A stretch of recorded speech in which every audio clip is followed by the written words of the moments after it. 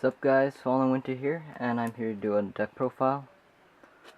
We haven't done these in a while because we've been working on the card fight Vanguard Lock on Victory game and stuff, so we've been kind of busy, but I figured I'd throw some in while I get the chance since I completed a couple of my other decks. So the first one I'm doing today is the Celestial deck with some of the stuff from BT13.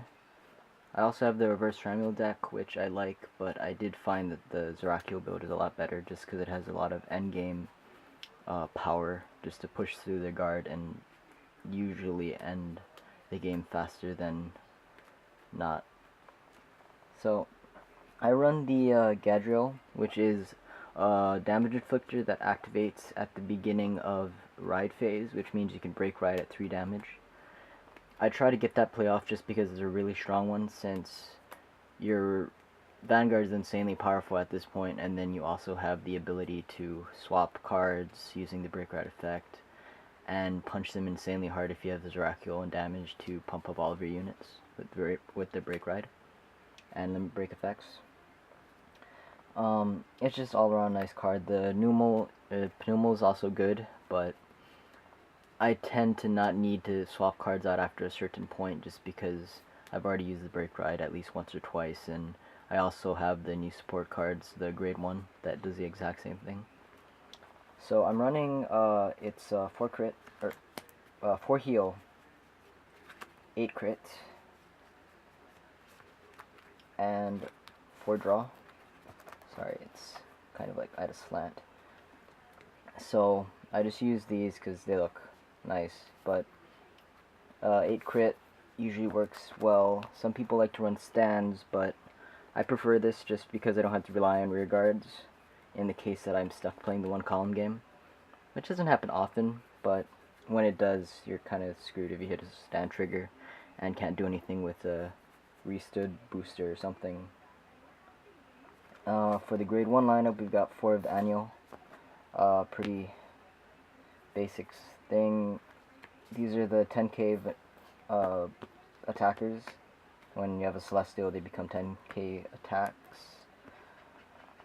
They're just kind of there. They're nice, and they don't have too many other units that are important.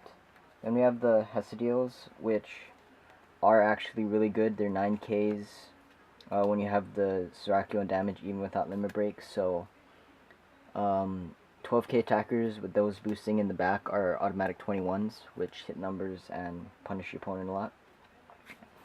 And then we've got the Norels, which are amazing. So as long as you have